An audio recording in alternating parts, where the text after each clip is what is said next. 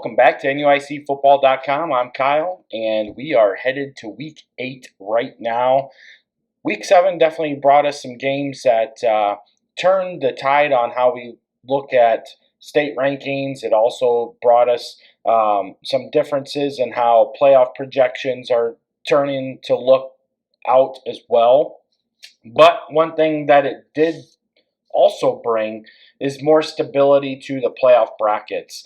There has not been a lot of changes to how the playoff bracket looks, just where some teams may end up based off of wins and losses due to some projections not going to what they were originally projected at, which, that's just part of the game that we play when we're trying to put projections out there. But at the same token, still a lot of good football. We have a lot of great games that are shaping up in weeks 8 and 9 that will definitely be a free-for-all, as there are a lot of teams that are still in the fight to get into the playoff field. Taking a look at some of the projections that are out there, right now we're looking anywhere from 3 to 4 teams getting in with 4 and 5 records. Granted, those teams are going to come from Class 4A to 8A. There's about 7 to 8 teams that are battling for those final 4 spots to fill out the 256 team field. So there's still a lot to play out. One of the biggest questions I keep getting is, where do you think playoff points are going to lie? Right now, taking a look at the cutoff being 4 and 5 teams, I'm looking at a playoff point cut total right around 46 points at the current moment. Taking a look, if it were to drop into back to 5 and 4s getting in, and there are no 4 and 5 teams in the field, which at this moment does not look like it's going to happen, but that playoff point total would be one of the lowest we would see, and that's sitting right around 28 to 30 points. So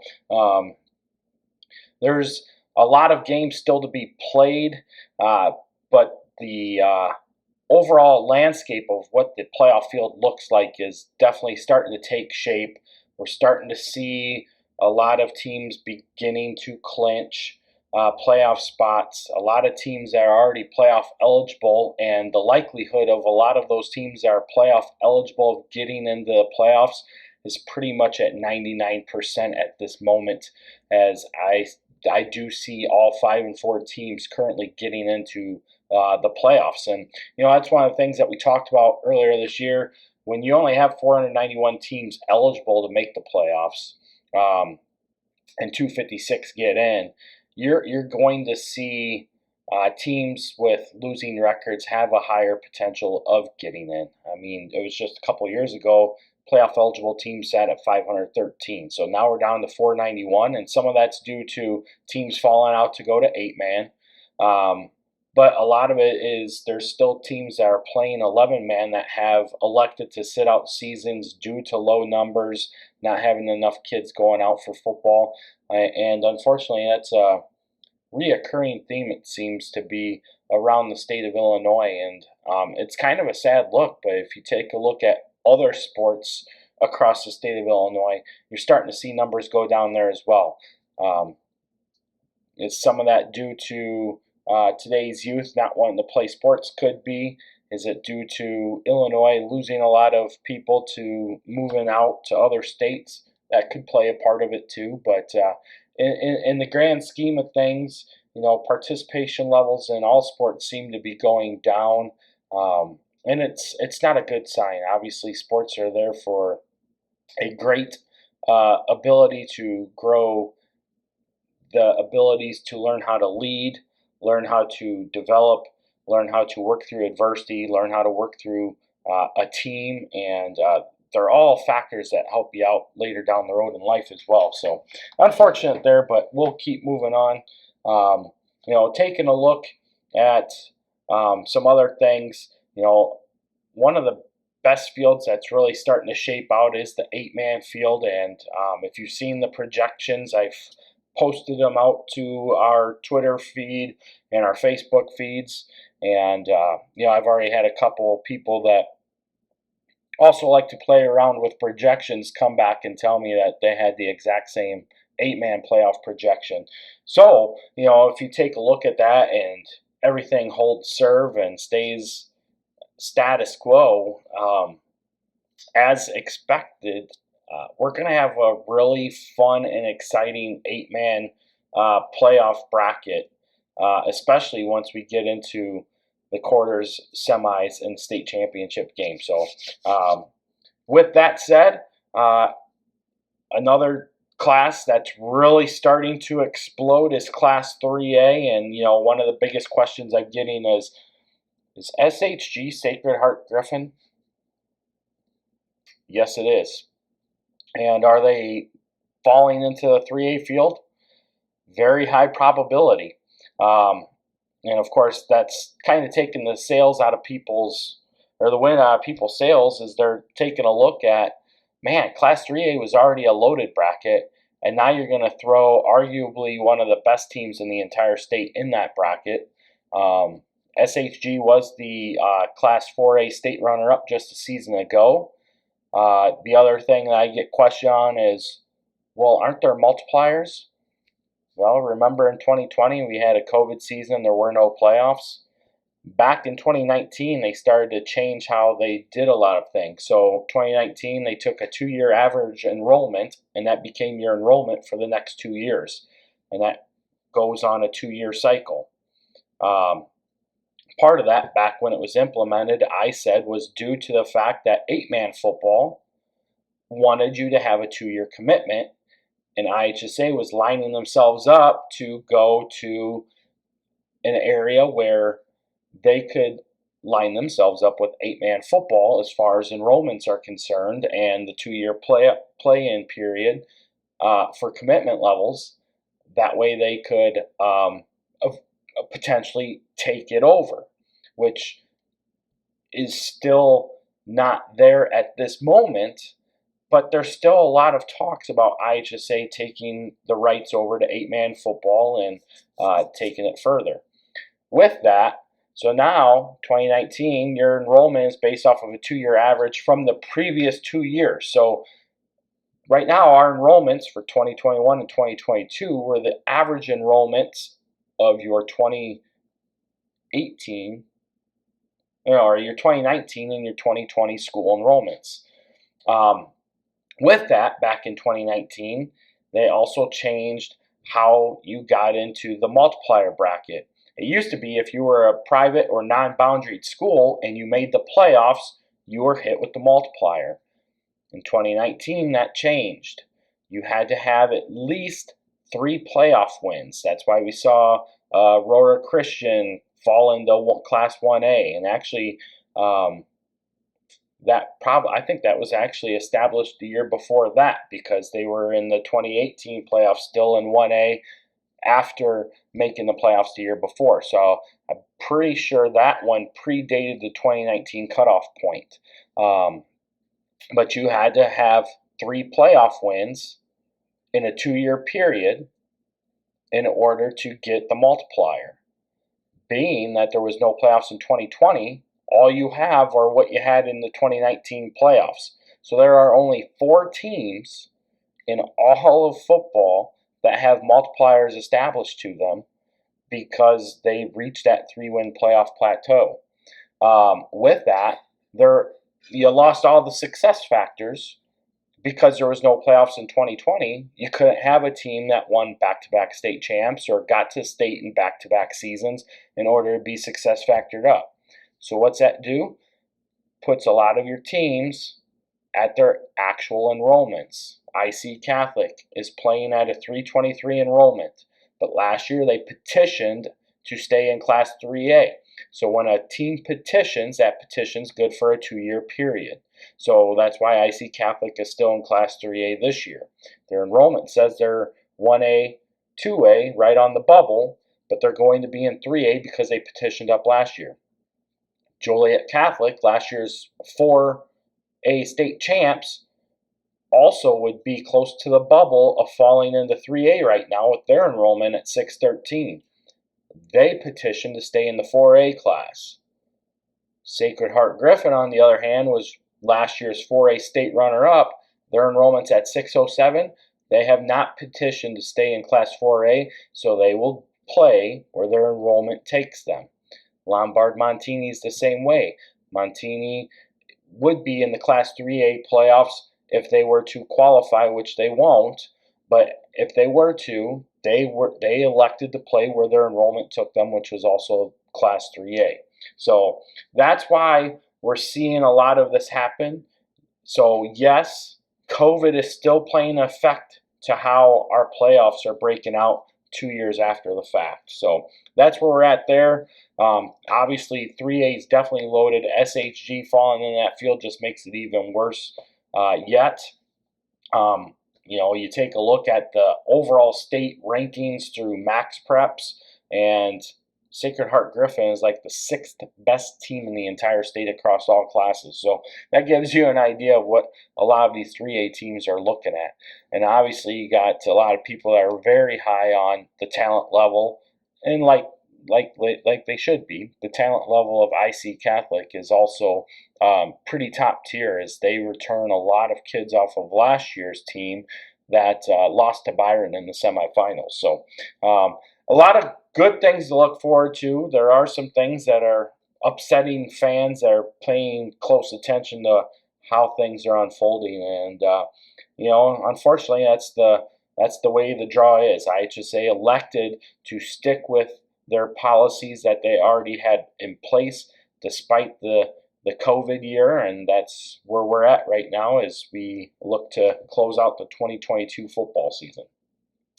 With that said, we're going to look at last week's results from Class 8A to Class 3A among our state-ranked opponents. Then we'll go through, talk about the state rankings that we publish, and then we're going to look at this week's NUIC matchups.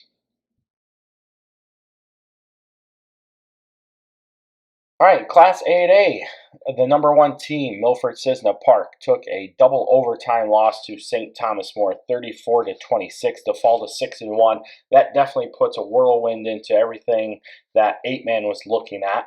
Likewise, on top of that, the number 2 ranked team, West Central, went into Milledgeville and absolutely dominated that game with a 64-36 win. Big win there for the Heat. Caden Drosty had a huge game. I had him unofficially at 382 yards rushing. Taking a look at West Central's stats that I happened to see through one of the pages, they had him at 374 yards, but still quite the accomplishment. I had him at 368 yards in the first half. Big game there to help lead the Heat. Obviously, rightfully so, taking over the number 1 spot in this week's state rankings when we get there. Amboy beat BPC 62-8. Decatur Lutheran beat Danville Schlarman 52-34. Milledgeville, obviously, we just talked about their loss to West Central.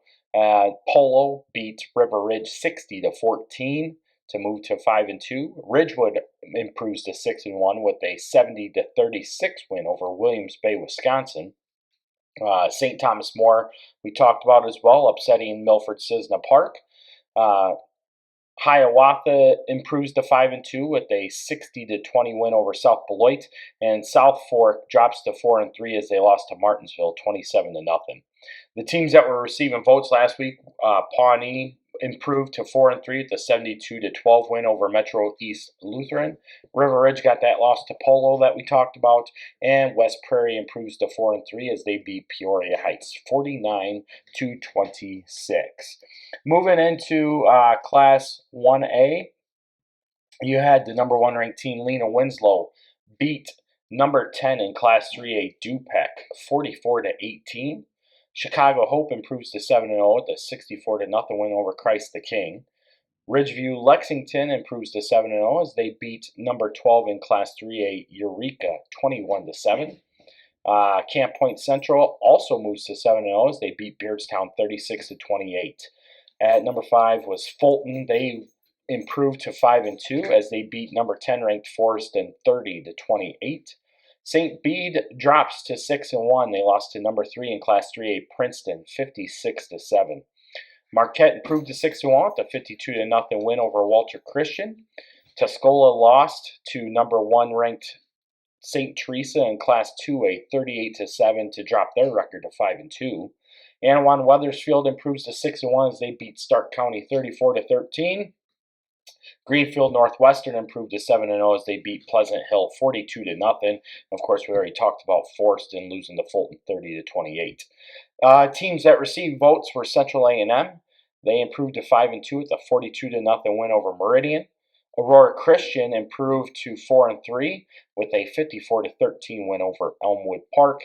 And Iroquois West improved to 5-2 as they beat number 14 in Class 2A Clifton Central 39-32.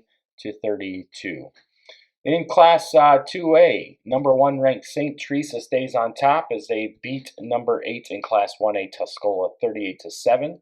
The biggest game in the Class 2A state rankings was Moreau Forsyth. They improved to 7-0 as they get an come-from-behind win over number 3A ranked number 5 Williamsville with a 24-20 win there. Bismarck Henning improves to 7-0 as they beat Ridge Farm 59-0. North Mac improves to 7-0 with a 49-0 win over Gillespie. Rock Ridge improves to 6-1 as they beat Sherrard 35-21. Tri-Valley beats conference foe GCMS 60-14 to improve to 6-1. Athens did pick up the win to move to 6-1. They are going to be moved out of our 2A poll into our Class 1A poll. Shelbyville is 7-0 as they win 46-14 over Okaw Valley. That's going to set up a huge Week 8 game this week with St. Teresa with the Central Illinois Conference Championship on the line there. Mercer County drops to 5-2 with a 53-6 loss to number 5 ranked in Class 3A Prairie Central. And Vandalia drops to 5-2 as they lose to Piazza Southwestern 21-14. Teams that received votes were Knoxville. They improved to 5-2 with a 34-0 win over Illini West. White County improves to 7-0 with a 46-8 win over El Dorado. Johnson City improves to 7-0 with a 33-28 win over Cesar-Valliere. And Clifton Central drops to 5-2 as we talked about in the 1A segment, losing 39-32 to number 14 in 1A, Iroquois West. In Class 3A, the number 1 ranked team, IC Catholic, improves to 6-1. They beat Brookfield 48-14. Reed Custer comes out with a 73-14 win over Streeter as they improved to 7-0. That's the most points Reed Custer has put up in school history, by the way. Just found that out yesterday. Princeton improves to 7-0 with a 56-7 win over number 6 ranked in 1A, Peru St. Bede. Byron improves to 6-1 with a 48-6 win over Oregon. Williamsville drops that game to number 2 ranked in Class 2A, Moreau Forsyth 24-20, dropping their record to 6-1 on the season. Prairie Central improves to 7-0 as they beat number 9 ranked in Class 2A, Mercer County 53-6.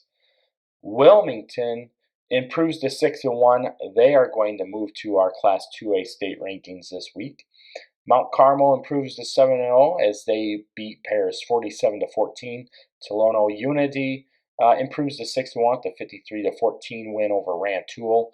And Du-Pec is going to move to our Class 2A state rankings this week as well as they drop to 5-2 with their loss to Lena Winslow. Teams that received votes last week, Montini drops to 3-4 as they lost to Marist 37-7.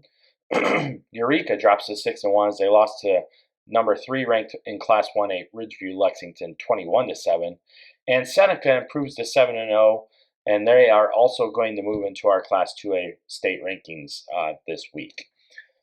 With that said, we are going to move to our class or our state rankings that we have already published. So if you take a look at our Facebook and or Twitter feeds, you will find our state rankings there. And we're going to start in 8-man, where our new number 1 is the West Central Heat at 7-0. At number 2 is Decatur Lutheran at 7-0. Number 3 is Amboy at 6-1. Number 4 is Milford Cisna Park at 6-1. Coming in at number 5 is Polo at 5-2. Moving up to number 6 is St. Thomas More at 5-2. Dropping to number 7 is Milledgeville at 4-3. Number 8 is Ridgewood at 6-1. Number 9 is Hiawatha at 5-2. Number 10 is Pawnee at 4-3. And those teams that received votes were South Fork at 4-3, West Prairie at 4-3, and Martinsville at 3-4. Moving into Class 1A, not a whole lot of changes here. Number 1 is Lena Winslow at 7-0. Number 2 is Ridgeview Lexington at 7-0. Number 3 is Chicago Hope Academy at 7-0, and number 4 is CPC at 7-0. Coming in at number 5 are the Steamers of Fulton at 5-2. Number 6 sees the Crew of Marquette at 6-1. Number 7 is St. Bede as they fall down with as they drop to 6-1 on the year. Moving over from Class 2A is Athens. They take over the 8th spot at 6-1. Number 9 is Anawan Weathersfield at 6-1, and rounding out the top 10 is Greenfield Northwestern at 7-0. Teams that received votes were Forreston at 4-3, Tuscola at 5-2, Central A&M at 5-2, and Aurora Christian at 4-3.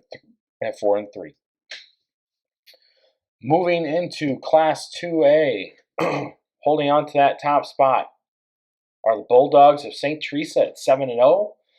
Staying at number 2 is Maroa Forsyth at 7-0. Number 3 is North Mac at 7-0. Wilmington, we moved over into Class 2A. They take over the number 4 spot at 6-1. Keep in mind they are the defending Class 2A state champs. Their one loss is to Reed Custer, which is ranked number 2 in our Class 3A state rankings. Number 5 is Bismarck Henning at 7-0. Number 6 is Shelbyville at 7-0. So Shelbyville moves up 2 spots. So you got a number 6 versus a number 1 this week in the CIC to determine a conference championship. Also give us a better idea of where both these teams truly are as we look ahead to the playoffs. Number 7 is Rockridge at 6-1. Number 8 is Tri-Valley at 6-1. Number 9 is Du-Pec at 5-2, coming over from 3A into the 2A state rankings. And also coming from 3A into 2A is number 10 Seneca at 7-0. Teams that receive votes: Knoxville at 5-2, Pana at 6-1, Newman at 4-3, Carmi White County at 7-0, Johnson City at 7-0, which those two teams will square off this week in Week 8 to determine their conference championship, and then Mercer County at 5-2. Moving into Class 3A, number 1 is still IC Catholic at 6-1.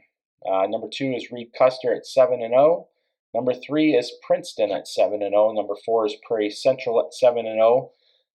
Coming in at number 5 is a team we pulled out of Class 4A down into Class 3A, as they will most likely end up in the 3A playoffs. That's Stillman Valley at 7-0. Number 6 is Byron at 6-1.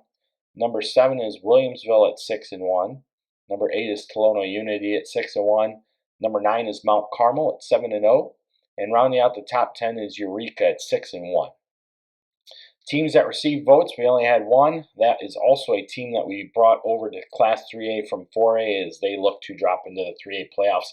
That's Genoa Kingston at 5-2. So that gives you a look at the results from our state rankings and how our NUICfootball.com state rankings look as we head into Week 8. Stay tuned as we break down our NUIC 8-man and 11-man games for Week 8. All right, we're going to start in 8-man, and our first game we're going to talk about is Amboy at Aquin. Amboy comes in with a 6-1 record. Aquin comes in at 2-5. Last week, Amboy beat Bushnell Prairie City 62-8, and Aquin beat Christian Life 52-0. Obviously, this is a huge game for Aquin, a must-win game, as a loss here will definitely close the season for the Bulldogs as far as making the playoffs is concerned. So big game here for Aquin.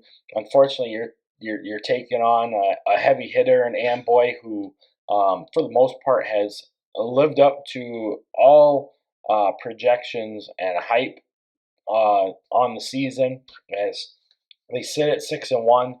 Their only downfall was that loss to Milford Cisna Park, which at the time was a big game. Still is considered a big game, as both teams still find themselves ranked in the top 5. But Amboy definitely looks like one of the biggest contenders in the 8-man game. They're going to come into this game heavy favorites. They are a 3-touchdown favorite in this game. Definitely expect Amboy to roll here. Would not be surprised if this game gets to be more to a 5 and 6 touchdown lead for the Clippers. But Amboy rolls to move to 7-1. Our next game is going to take us to South Beloit, where Orangeville comes in at 1-6. They will play South Beloit, who sits at 4-3. Last week, Orangeville lost to Alden Hebron 42-36. South Beloit lost to Hiawatha 60-20. A win here for the Sobos will definitely guarantee a playoff spot, as they'll get them to win number 5. So there's a lot on the line here for South Beloit. Taking a look at some common opponents throughout, Orangeville had a good game here with Alden Hebron. Unfortunately, they lost. The week before, River Ridge had a close game with Alden Hebron. River Ridge also had a very close game with South Beloit. So while the records indicate that South Beloit should win this game pretty big, this very well could be a closer game than anticipated, especially if Orangeville can clean some areas up in their game, do better on the defensive side of the ball as far as tackling, hold on to the ball as far as turnovers are concerned on the offensive side. But I would put this game right now with South Beloit as right around a 2-score favorite. But I would not be surprised if this game is closer than anticipated. I do like the Sobos in this game getting that 5th win. I do have that projected out in our playoff projections. But don't be surprised if Orangeville gives them a little bit of a shocker here. Our next game takes us to Polo, where the Marcos come in at 5-2. They are going to play host to Flanagan Cornell Woodland, as the Falcons come into this game at 2-5. Last week, FCW lost to Blue Ridge 38-22, while Polo beat River Ridge 60-14. You take a look at a lot of things that Coach Reed's doing at FCW. It's one of those seasons where, coming off of last year, we really felt that FCW was going to be a team to make some noise this year. Obviously, with some of the shuffling around of divisions, you're definitely starting to see some teams that probably would have made the playoffs last year due to more advantageous scheduling not make the playoffs this year due to the division layout, and now you're going up against teams that were also in the playoffs a year ago that may be better than you. Case in point with Aquin, they were a top-ranked team last year in state, made the playoffs, and they turn around this year and they have basically not a big chance of making the playoffs. And we see other teams that way. I mean, last year's runner-up Orangeville is sitting at 1-6 this year. Granted, they had a large exodus of skilled players, but Polo is one of those teams that does return a lot off of last year's state championship team, and even they have seen some faults here in the early going of the season, as they lost to Amboy, and then they lost to Milledgeville. They lost to Amboy by 14 points back in week 1, and then they lost to Milledgeville in week 3 by 16 points. And that was a game that Polo actually had the lead in. So, a lot of people started to write off Polo after those losses. But you can definitely take a look and see that the Marcos are definitely a team to be reckoned with. They're starting to get things put together. They're changing some of the things that they needed to do from early on so that they're making improvements. And I would not be surprised to see Polo make another big run. I mean, right now, even at 5-2, they're still the two-time defending state champs. They're still the kings of 8-man football per se, as you know they've pretty much shown that they know how to dominate when it comes to 8-man football, and you know they still have a target on their back. Everybody wants a piece of Polo. I mean, who does not want to take on the defending state champs? So FCW comes into town. Polo is a huge favorite in this game by 4 scores. Um, it's tough to say, but Polo's going to roll in this one.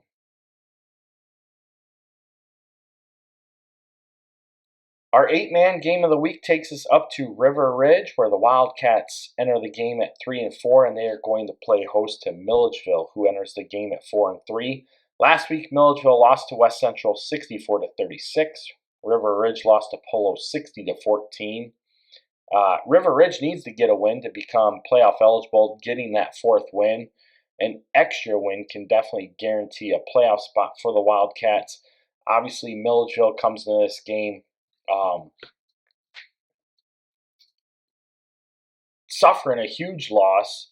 And then, unfortunately, as we've put out on our Facebook and Twitter pages, they suffered even more of a loss on Sunday afternoon, as a couple kids got pretty injured severely in an auto accident. And our prayers are with Milledgeville and the communities, and it's great to see a lot of other schools right now in the area putting together donations, food baskets, any kind of fundraising that they can get going to help the families of the 3 kids out. And obviously it's going to play somewhat of an effect on this game. And River Ridge is playing host to this game, and they're also doing a benefit for Milledgeville during this game as well. So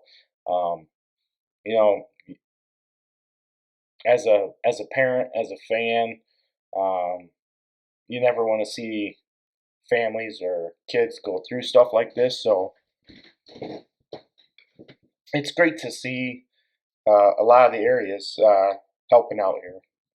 But sorry, getting back to the game here. Obviously, Milledgeville is still a big favorite. River Ridge is definitely on their heels. They have some playmakers. I mean, George Winters definitely stepped up to the plate this year. Sam Reese has done an excellent job at quarterback. Obviously, there's still some areas that need to come more to fruition for the Wildcats to get into the playoff field. Projections showed them originally being in the playoff field, but right now at 4-5, and projections of Martinsville potentially getting to 4-5 would keep River Ridge on the outside looking in. So this is definitely one of those games where River Ridge needs to take advantage of, if they can, to get that 4th win and set up a pivotal matchup in Week 9 for themselves. Milledgeville, on the other hand, is projected to get to 6-3, so this game is still in favor of Milledgeville, but they're definitely going to have to fill some holes, and with that, they have to regroup, coming off of a big loss. They need to be able to clean some things up.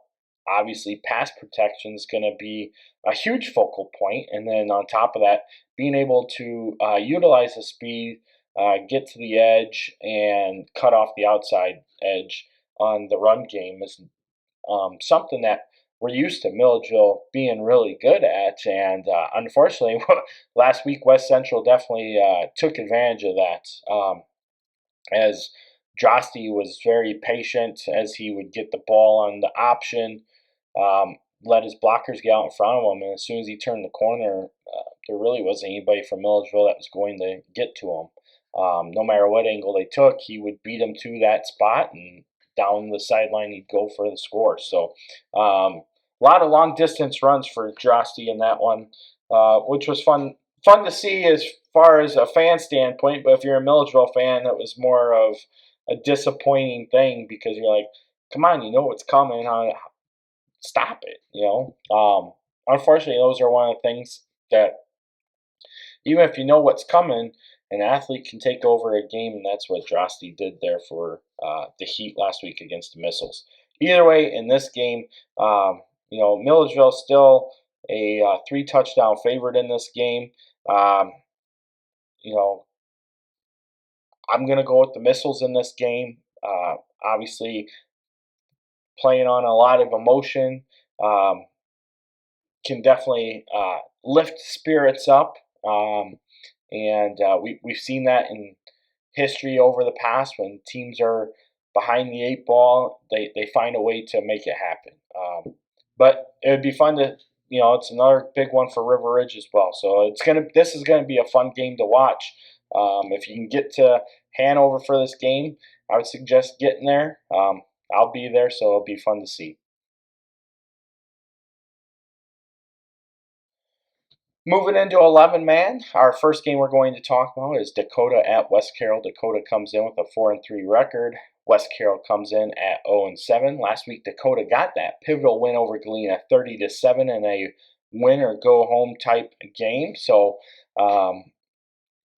they walked away with that one, 30-7. West Carroll lost to EPC 61-0. Really, there's not a whole lot to be said here. Dakota needs to take care of business, and if they do, they get to that 5th win. That 5th win will definitely seal Dakota's fate into the Class 1A state playoffs for the 2022 season, getting Dakota back in for the first time since the 2018 season that ended in the quarterfinals to Forreston. With that, though, you're taking a look at a West Carroll team that's still trying to turn things around. Obviously, it's one of those things where, Coach Clark said it best. You can sit here and talk about everything that you need to do, but at some point you got to start seeing improvements. They are seeing improvements. It's just not to the pace that they would have liked. But unfortunately, you take a look at the players that they have, and I mean, there's a lot of youth there. I mean, really, they're a culmination of a fresh off and JV team, really in one, trying to play a varsity roster. So you really got to give them. You got to commend them for their efforts. I mean, they keep showing up week after week. I know that there's a lot of speculation on whether West Carroll would even finish out the season at the beginning of the year amongst area people, and that was one of the biggest fears. And Coach Clark has definitely, at least from the outside looking in, has kept these kids going out. They improve week to week, and they're making things happen. So unfortunately, they run into a Dakota team that pretty much like the rest of their schedule is going to probably win big here. But for Dakota, it gets them that 5th win as they get set to take on Fulton in Week 9.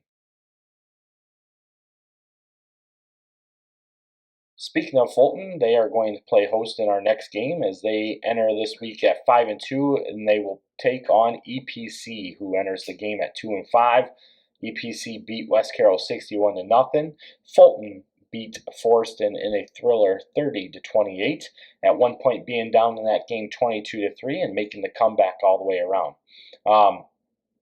You take a look at where EPC is, and you take a look at where Fulton is. Obviously, EPC has that one extra win, getting that upset win over Dakota. Fulton clearly being one of the top teams in Class 1A despite their record of 5-2. You take a look at those 2 losses. One is to number 1 ranked Galena Winslow. The other is to a team out of Michigan, Muskegon Catholic Central, who is one of the top teams annually in their division up in Michigan. So, Fulton, despite being 5-2, is still easily regarded as one of the top 5 teams in the state. if not one of the top 3 teams in the state.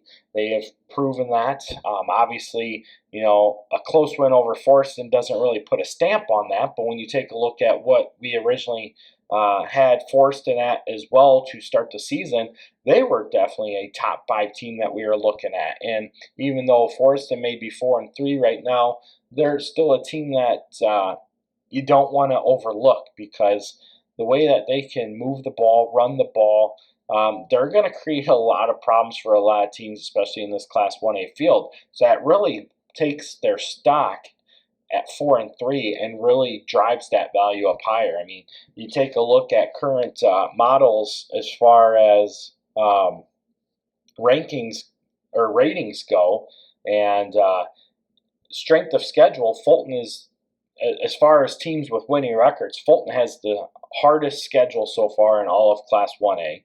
Lena Winslow has played the 5th hardest schedule, and Forreston's played the 7th hardest schedule. As far as ratings go through Max Preps and Cal Preps, Lena Winslow obviously number 1. Fulton comes in at number 5. Ironically, it's where they're ranked in our state rankings right now. And you got Forreston at number 10. So even though Forreston's 4-3, definitely a team to watch out for. Not surprised by the level of competition that they gave Fulton in that game. But Fulton proved that being down 22-3, that they are definitely one of the teams to watch out for, as they were able to battle all the way back in the second half and be able to take that win away from the Cardinals. So obviously, EPC, they've had some close games. They did get an upset win in there, but for the most part, they've fallen heavily against top teams. Fulton's going to come into this game as a 4-touchdown favorite. Definitely expect Fulton to roll in this game. Next game is going to take us to Galena, where the Pirates come in at 3-4, and they are going to play host to Du-Pec, who is 5-2. Last week, Du-Pec lost to Lena Winslow 44-18, and Galena lost to Dakota 30-7. Basically, this is a must-win game for Galena. They're not out yet, but at the same token, they're definitely living on the balance of their playoff life as Du-Pec comes to town. They do have West Carroll looming in Week 9, so a win for the Pirates against Du-Pec will get them to 4-4, and then likewise, if they can take care of business as expected in Week 9, that would get them to 5-4 and put them in the playoffs. But you got Du-Pec, who is ranked number 9 in our current Class 2A state rankings, coming to town. Obviously, Du-Pec's 2 losses are to Lena Winslow just last week and to Fulton a few weeks back. And you take a look at both those losses, it's really not that big of a surprise that Du-Pec lost to Lena Winslow in almost the exact same fashion that Fulton did, especially considering that those 2 teams were very close to each other. And if you look at common opponents, Galena's already been blown up by Lena Winslow. Galena had a good hard loss in Week 1 to Fulton as well. So Du-Pec is going to come in this game as 3-touchdown favorites. Wouldn't be surprised if it becomes a 4 to 5 touchdown score.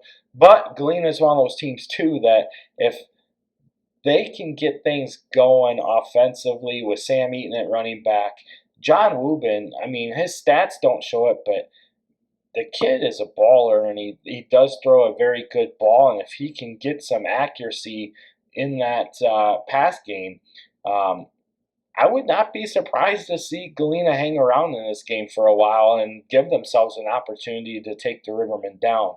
I do have Du-Pec as my pick to win this game. I do like the 3-touchdown favorite for the Rivermen in this game, but we've seen a lot of things out of Galena over the past couple seasons that You can't really write off the Pirates just yet. There's still hope there. But they have to get this win here in Week 8 in order to make those hopes become reality. Our fourth game takes us to Lena Winslow, where the number 1 ranked Panthers come in at 7-0, and they are going to play rival Stockton, who enters the game at 3-4.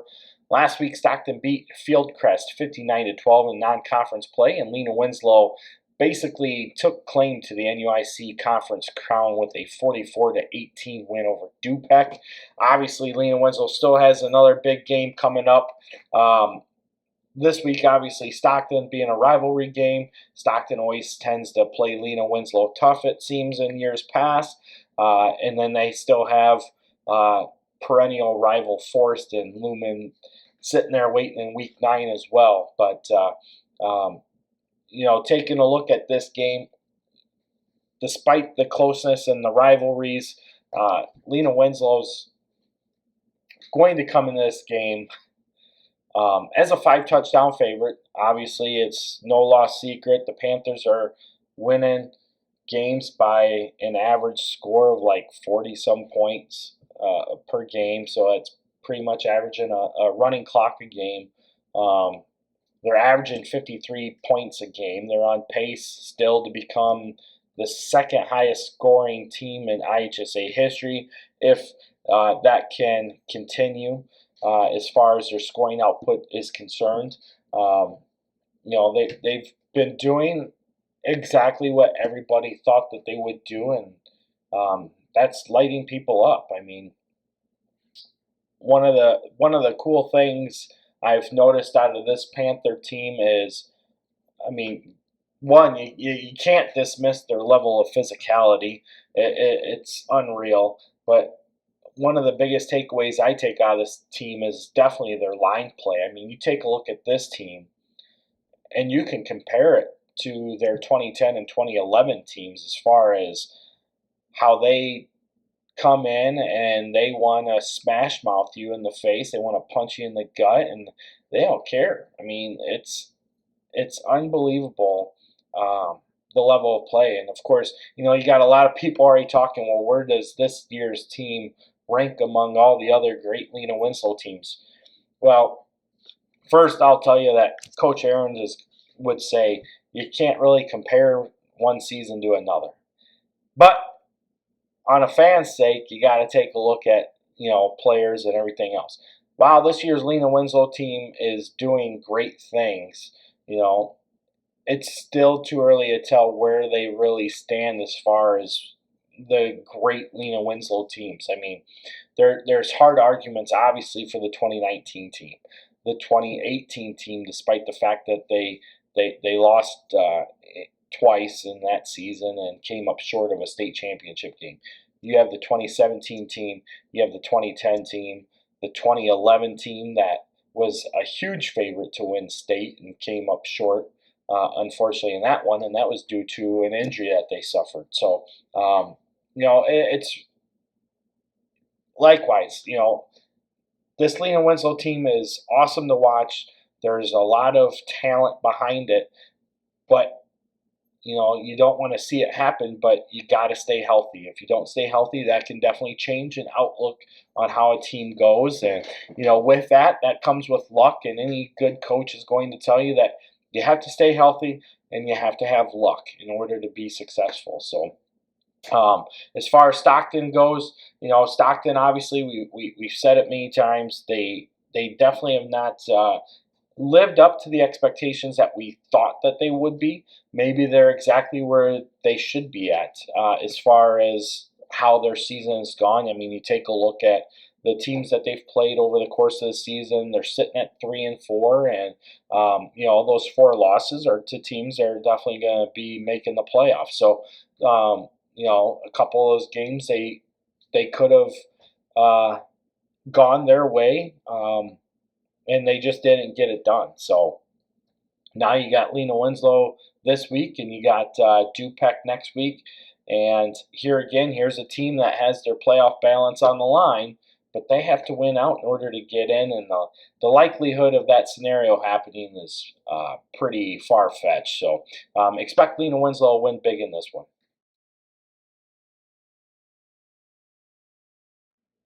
Our NUIC game of the week takes us to GCMS. Wow, this is not a typical game of the week. This definitely becomes a game of the week type atmosphere as Forreston heads to Gibson City with a 4-3 record, and GCMS comes into this game with a 3-4 record. Last week, Forreston lost 30-28 to Fulton. GCMS lost to Tri-Valley 60-14. Forreston needs a win to get in for playoff eligibility. GCMS needs to win in order to keep their playoff hopes alive. So on the aspect of game of the week, this is definitely that game, as both teams have to win this game, one to become eligible, the other to keep that playoff hope alive. So big game here for both the Cardinals and the Falcons. Obviously, this is a game that we saw play out last year in Forreston's favor, 35-0 on a Saturday in Forreston. Both these teams were state champs in 2018. Obviously, Forreston winning Class 1A and GCMS winning their second of back-to-back titles in 2A. And it's kind of funny, obviously with the success that GCMS has had recently. We've seen them in Class 1A in the South bracket back in 2015, where they were the closest contender to eventual state champion Arcola, as they lost in the quarters by a 1-point game, 14-13, and then they come back in Class 2A and they run roughshod through the North bracket on their way to back-to-back state titles in 2017 and 2018, going through teams like EPC and West Carroll, and yet we still have people in the area that are like, who's GCMS? Well, obviously GCMS is a very good team. They play in the Heart of Illinois Conference. They're located in Gibson City, which is about 30 minutes north of Champaign and a little bit, about 15-20 minutes east of Bloomington. And they sit right pretty much on that I-57 corridor between South Chicago and Champaign, and they play good football down there. That's who GCMS is. But I can't believe that we have to go through and say this. I mean, GCMS has been an avid follower of ours for quite a few years when, we were picking Sterling Newman to beat them, and they made sure we knew that they beat Sterling Newman. So, and it was great. It was fun. And, we watched West Carroll go down there and give them a hell of a first-round matchup, or second-round matchup in their 2017 title year. So, it's one of those things where, know your opponents, know the teams that you have around you, and GCMS is definitely one of those teams that when we take a look at the start of the season, they're one of the teams that we're looking at to see what their schedule looks like and where they may end up. Because they're usually in that playoff field. So this year, obviously, things have not gone their way. GCMS has a lot of youth. There was a lot of talk about GCMS being more cohesive and competitive entering the 2022 season, but it just has not come to fruition this year. But like I said, they have a lot of young players. So, what they don't get this year, they're going to have a lot of returners come back next year. So, they're definitely a team that's going to be there. And while this season may not be the season for the Falcons, it's a building block year, and you go from there. Forreston, on the other hand, their upset loss to Dakota has kind of put them in a tight spot here, because now they're in a must-win situation just to get win number 5, and then you still have Lena Winslow lurking there in week 9, and that's a game that right at this moment in time definitely favors the Panthers in that game, especially with that game being in Forreston, simply because if you take a look at Forreston's win ratio against Lena Winslow, they're better when they play Lena Winslow in Lena than they do when they play him in Forreston. So I ironic, but home field advantage in that game is not a big one for the Cardinals. But in this game, Forreston's going to enter this game as a 3-touchdown favorite. Obviously, there's a lot of things that Forreston has to do in this game. Losing a tough one to Fulton last week, and a game, from what I hear from many, is a game that the Cardinals let get away from them, whether it be play calls, botched kickoffs, whatever it is. It was not a good loss for the Cardinals. I mean, on paper, it looks like a good loss because Fulton is where Fulton's at, but when you're up 22-3 and you let that get away from you, to me, that becomes a bad loss at that moment in time. And obviously, with that, Forreston has proven that they can play with some of the best in the state already, which even at 5-4, I would not be going and seeing Forreston on my schedule and saying, oh, yay, we get the Cardinals. This should be an easy win, because it's not going to be. Forreston is Forreston. They do what they do, and they do it very well. And there's a reason why they're very successful year in and year out. And if you take a look at the past decade, they're the number 2 winningest team in all of Class 1A. So that speaks volumes for what Forreston is as a program. And I know Coach Janicki is going to come in here with a game plan to get that win, because he knows this team should be a playoff team, and rightfully so. And but they got to get it done this week. And I got the Cards in this one. 3 scores. Well, that concludes our look at Week 8. We've gone through the results of last week. We've gone through our state rankings for this week. We've talked a little bit about playoff projections and cutoffs, and the probability of 4 and 5 teams making the playoffs. We've talked about why there's no multipliers for the 2022 season, although there are 4 teams do have a multiplier, the rest of them don't.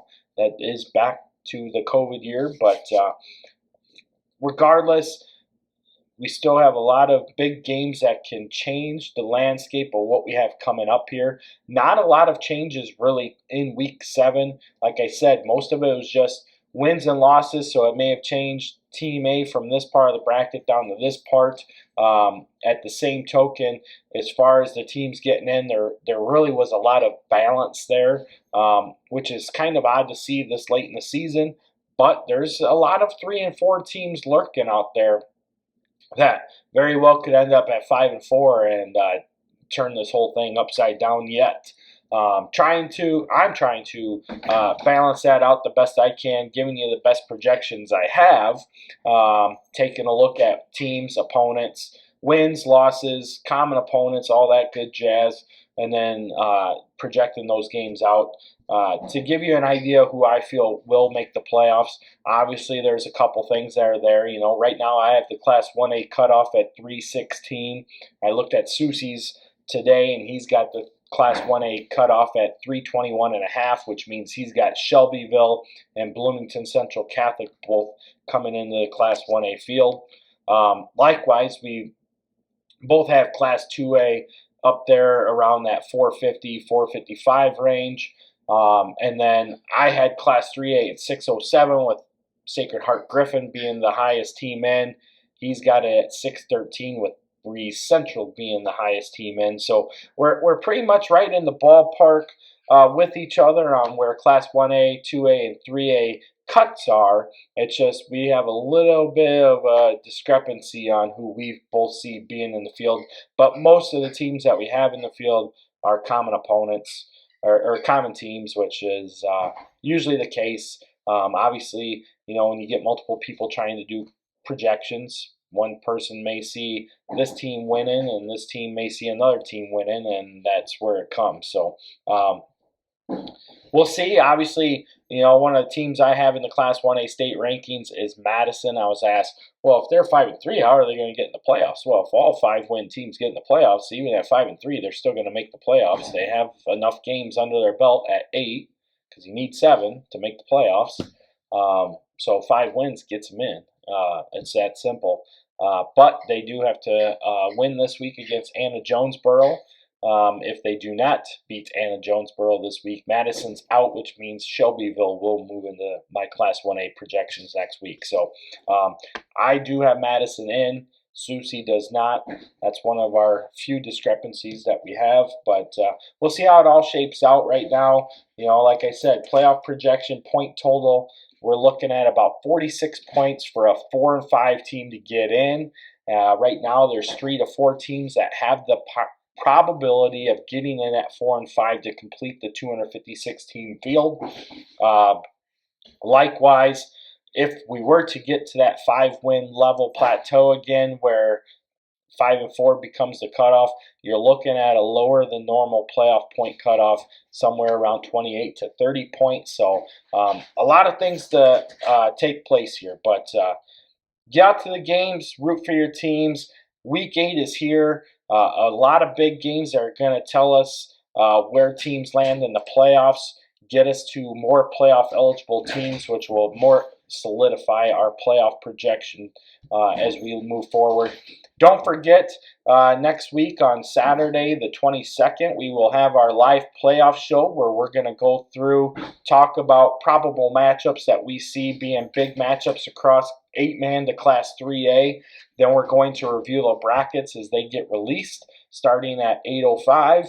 And then after the revealing of the brackets, then we're going to go back through and we're going to talk about probable matchups that we'll see based off of what the bracket projects us at on the road to state. Some of the big games that we are anticipated to see if they are to come to fruition. I'll be joined by Tyler Murdian, Kyle Leach, and Greg Armstrong. That will be a 7 p.m. live show on our YouTube channel. If you haven't subscribed already, go to YouTube, search NUIC Football, and hit the subscription button, and you'll be notified as soon as we go live. You'll also be notified when we put out our weekly videos, such as this podcast here. So, make sure you get all that taken care of. And again, get out to the games, have fun. As always, root for the NUIC.